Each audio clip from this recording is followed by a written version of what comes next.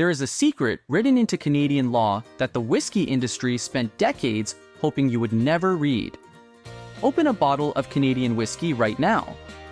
That bottle could legally contain artificial flavors, wine, sherry, caramel coloring, and other spirits up to 9% of the total contents, and the label is not required to tell you any of it.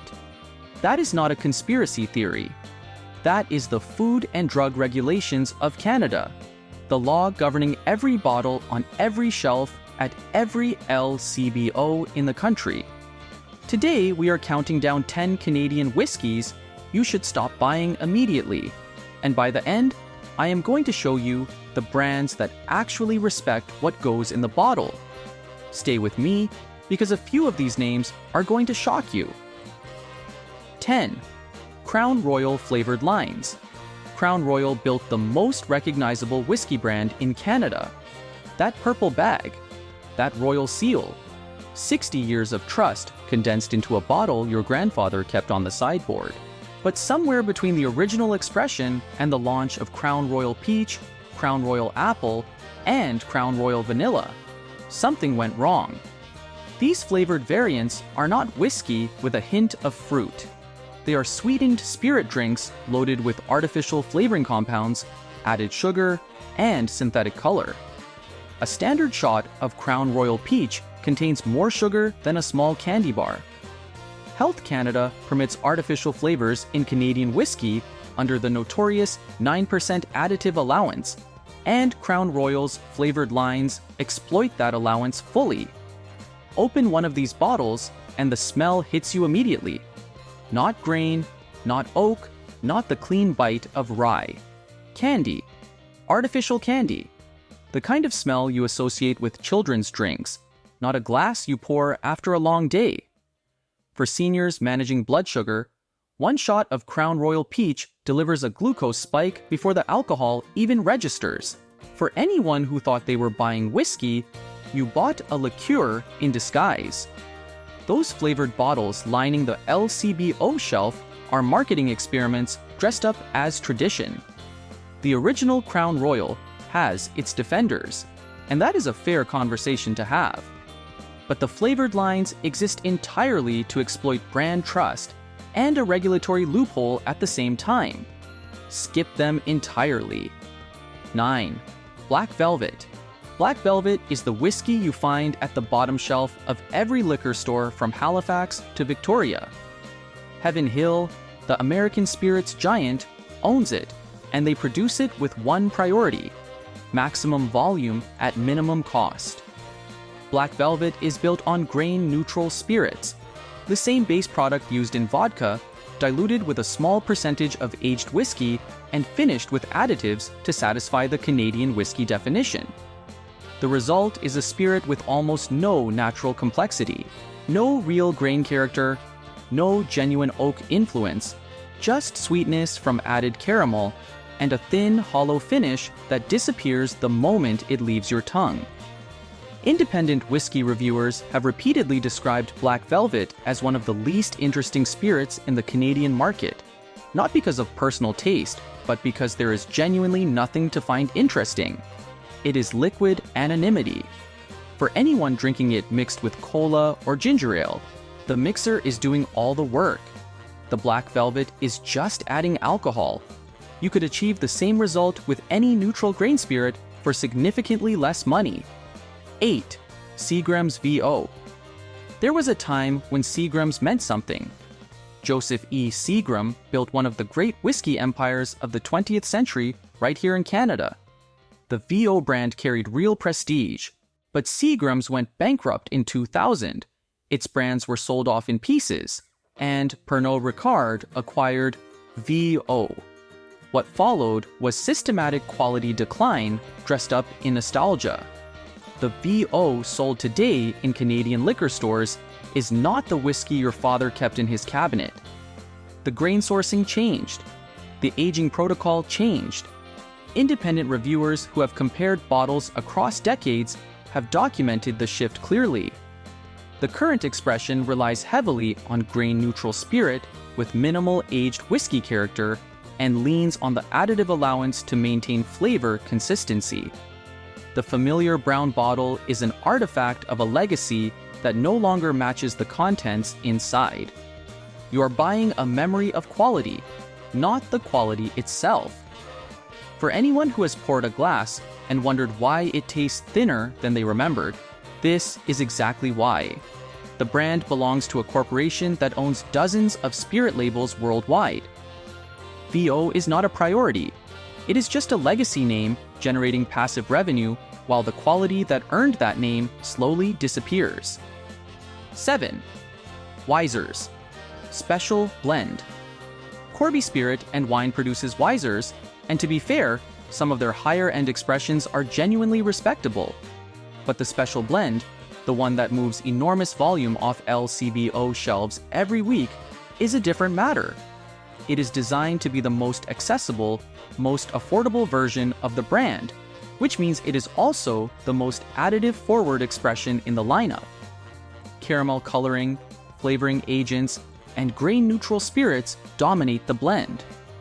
The small percentage of aged whiskey in the bottle is there to technically qualify the product under Canadian regulations, not to drive the flavor profile. Taste it neat. The initial sweetness is pleasant enough, engineered to be pleasant, in fact. But once that sweetness fades, there is almost nothing underneath. No grain character, no barrel influence, no complexity suggesting a spirit that spent meaningful time in oak. It is a functional drink, fine for mixing. But if you are pouring a glass and actually trying to taste something, the Special Blend will disappoint you every time. 6. Rich and Rare. Sazerac produces Rich and Rare, and it is exactly what the price suggests. This is bottom-shelf Canadian whiskey sold to a market that prioritizes affordability above all else, and Sazerac obliges by delivering the minimum viable product. Light grain spirits, a minimal aged component, and the standard Canadian additive arsenal of caramel and flavor compounds. At its best, it is inoffensive.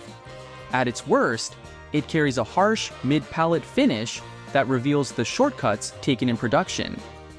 Whiskey forums across Canada consistently describe the same experience: a thin, sweet entry followed by a rough, chemical finish.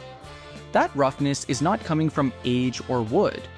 It is coming from what fills the 9% additive allowance in a product trying to hit a price point that real whiskey cannot reach. For seniors on fixed incomes picking up Rich and Rare at the Manitoba Liquor Mart, this matters. You are not saving money on whiskey. You are paying for additives and grain-neutral spirits bottled at whiskey proof and sold in a whiskey-shaped bottle. 5. Windsor Canadian. Windsor Canadian is the ghost brand of the Canadian whiskey market. It exists, it moves volume, and almost no one can tell you anything about it. No distillery stories, no master blender profiles, no origin narrative of any kind. Just a brown bottle with a vague Windsor crest on the label and contents that match the obscurity of the branding exactly. Grain-neutral spirits with minimal whiskey character, colored with caramel, sweetened with flavoring agents, bottled at standard whiskey strength. Independent analysis consistently ranks Windsor Canadian among the lightest, least whiskey-like expressions available in the Canadian market. There is an argument this is acceptable for a mixing spirit, but Windsor Canadian is often purchased by people who do not know it is effectively vodka with brown coloring. They see Canadian whiskey on the label. They expect Canadian whiskey in the glass. That gap between expectation and reality is not accidental. It is the entire business model. 4. Potter's Crown. British Columbia's own contribution to the category of whiskies that exist primarily to be inexpensive. Potter's Crown has served the BC liquor store market for decades as the budget option when budget is the only consideration. The production relies heavily on grain-neutral spirit with a small percentage of aged grain whiskey to meet the legal definition. And the flavor profile reflects those priorities: sweet, thin, with a slightly rubbery mid-palate that whiskey drinkers consistently describe as the signature of a spirit that never had time to develop character in barrel. What makes Potter's particularly frustrating is its regional presence. It crowds valuable shelf space at BC liquor stores that could be showcasing the genuinely impressive craft distillery output now coming from British Columbia. Distilleries across the province are producing world-class single malt and rye expressions, winning international awards and changing the global conversation about Canadian whiskey. They compete for shelf space against Potter's, which survives entirely on price. Pick up a bottle from one of BC's craft producers at the same or slightly higher price point, and the difference is immediate. 3. Pendleton. Here is where the story gets more complicated, because Pendleton is actively marketed as premium Canadian whiskey. Hood River Distillers positions Pendleton as a premium product tied to the American West, which is where the confusion begins. Pendleton sources Canadian grain spirits from Alberta, ships them to Oregon, blends and bottles them there, and markets the result with American Western branding and premium pricing. There is nothing wrong with sourcing Canadian spirits, but the premium positioning suggests a product with more provenance and craft than the contents justify. When whiskey reviewers compare Pendleton against other expressions at similar price points available at the LCBO or the SAQ, it consistently underperforms. You are paying for boots and a saddle on the label, not for exceptional whiskey quality in the bottle. For consumers who find Pendleton priced above Alberta Premium and assume that higher price means higher quality, this is a costly mistake. The Canadian whiskey category does not lack genuinely premium expressions. Pendleton is not among them. 2. Gibson's Finest. William Grant & Sons acquired Gibson's Finest, and with that acquisition came the slow erosion of what had once been a respected mid-tier Canadian whiskey. Gibson's Finest carries the word finest right in its name, which is doing considerable heavy lifting for a product that independent reviewers increasingly describe as adequate at best. Post-acquisition production shifted the balance further toward grain-neutral spirits and away from the aged grain whiskey character that older expressions carried. The Sterling Edition and the Rare Edition, both carrying premium SAQ pricing, have drawn criticism for failing to deliver the complexity their price points suggest.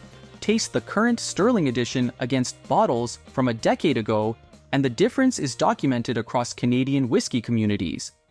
Thinner body, less pronounced grain character, more reliance on caramel and flavoring to fill gaps that properly aged whiskey once filled naturally. Brand names outlast the quality standards that built them. The name stayed.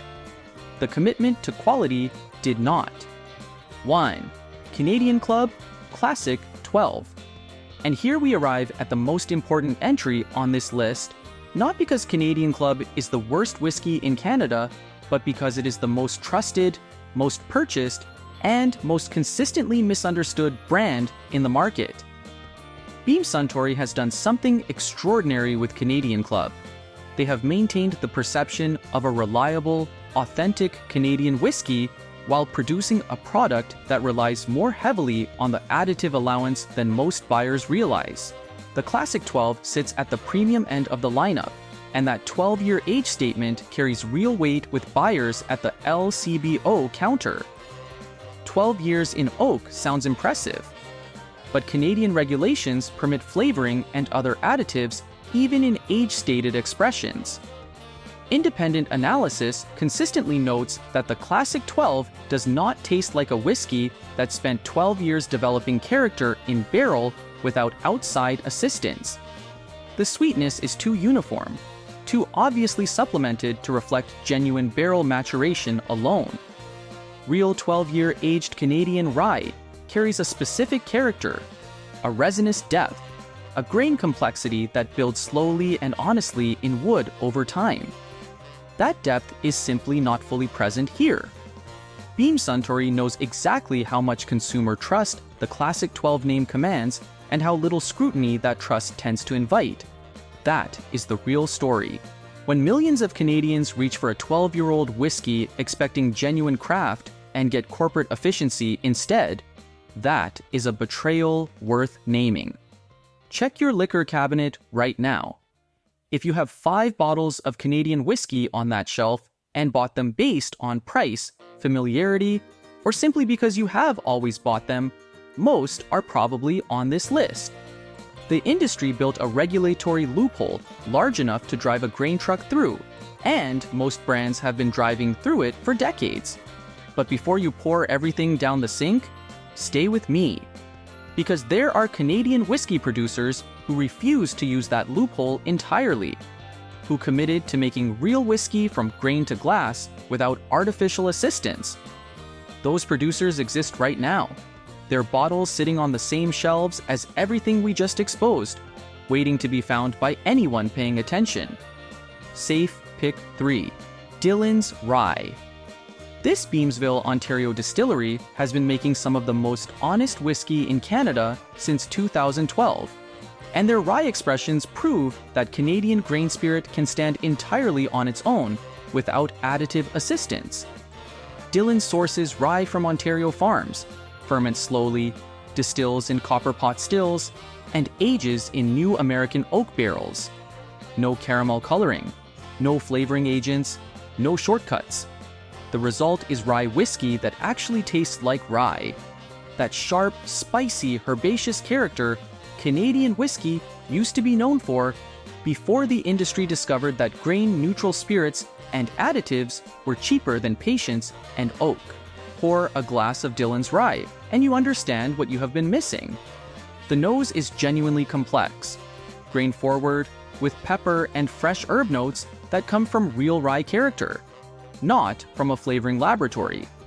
Available at the LCBO and at the distillery in Beamsville at a price point that is honestly competitive with the big brands once you consider what you are actually getting. Safe Pick 2. Lot 40. When whiskey critics around the world want to demonstrate that Canadian rye can compete with anything produced anywhere, they reach for Lot 40. Corby Spirit and Wine produces it, which might surprise you given that Weiser's Special Blend is also a Corby product. But Lot 40 represents a completely different philosophy. It is made entirely in a single copper pot still, entirely from rye grain, with no grain-neutral spirits and no flavor additives anywhere in the process. The whiskey that comes out of those barrels is so genuinely expressive that it needs nothing added to it. The nose carries rich rye bread character, dark fruit, and oak. The palate delivers spice, dried fruit, and a long finish that fades slowly and naturally the way a well-aged spirit should. World Whiskies. Awards judges have recognized Lot 40 as one of the finest whiskeys produced anywhere on the planet, not just Canada. When a bottle costs roughly what Canadian Club Classic 12 costs at the LCBO, the choice becomes obvious. Safe Pick 1. Alberta Premium Cask Strength. If you want the single most credible argument that Canadian whiskey deserves a seat at the table alongside Scotch and bourbon, you hand someone a glass of Alberta Premium Cask Strength and let the whiskey make the case by itself. Alberta Distillers has been producing 100% rye whiskey in Calgary since 1946. No wheat, no corn, no grain-neutral spirits, and absolutely no additives. Just rye grain, copper pot stills, and time in barrel. The cask strength expression is bottled without water addition at full barrel strength, meaning you taste exactly what the barrel produced over the years without dilution or interference. The color is deep amber earned entirely from wood contact.